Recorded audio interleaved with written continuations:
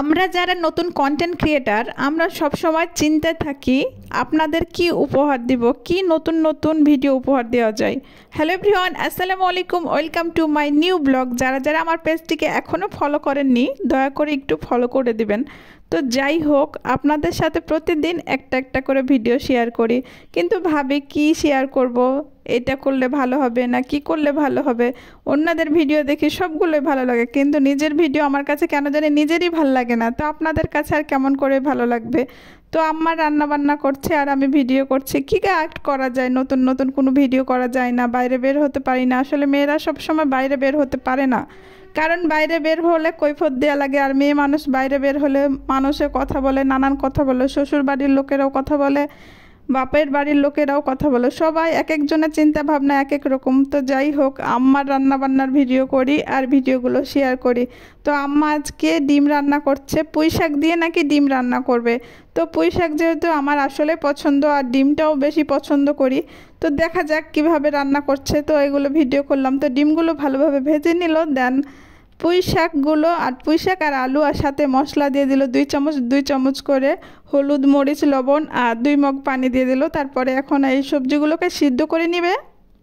সিদ্ধ করলে ঢাকনা দিয়ে তো অবশ্যই ঢেকে রাখতে হবে। তারপরে দেখছি বাগানে একটা ভ্যান গাড়ি এসেছে, তো সবাই ভিড় করে বসে আছে। তো আমি দূর থেকে ভাবলাম হয়তো জুতা স্যান্ডেলই বিক্রি করছে। তো তারপরে আমি আবার কি করলাম, দেখে আসছি, ভাবছি যে দেখেই আসি কী রকম আর কি জুতা স্যান্ডেল আসছে। তো এখানে অনেক সুন্দর সুন্দর জুতা ছিল আর কি, জুতা স্যান্ডেলও ছিল, মেয়েদের কালেকশন বেশি ছিল। নীল কালারের স্যান্ডেলটা বেশি ভালো ছিল, কিন্তু আমার জলপাই কালারের স্যান্ডেলটা বেশি ভালো লেগেছে। তো এখানে দেখলাম, তো আমার নেওয়া হলো না, মানে কাকু আমাকে ফোন করেছিল আম নেওয়ার জন্য। আর এদিকে দেখি আমাদের বাঁশ গাছগুলো ছাগলে খাচ্ছে, আর আম্মা তো এদিকে রান্না বান্নাও করে ফেলছে। তো আমি একটু ভিডিও করে ফেললাম।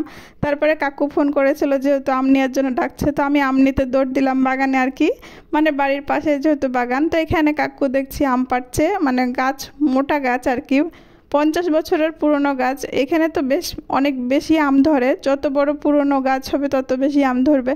তো আমগুলো অনেকগুলো পাড়া হয়ে গেছে, এগুলোকে ক্যারেট বলে, ক্যারেটে রাখছে। দেখেন কত কষ্ট করে আম ব্যবসায়ীরা, সত্যি অনেক বেশি কষ্ট করে। এই গরমে গাছ উঠে বসে আছে দুইজন, সাথে আছে 2টা ডালি, থেকে আপনারা দেখতে পারবেন। আর গাছগুলো দেখেন কতটা মোটা, বুড়ো হয়ে গেছে। আমার জন্মের আগের এগুলো গাছ, আমি তো ছোট দেখিনি, এইরকমই দেখছি, এইরকমই বুড়ো হয়ে আছে। কত বছরের যে পুরনো আল্লাহ জানে। তো কাকু আমাকে 1 বাগ আম ভর্তি করে দিল।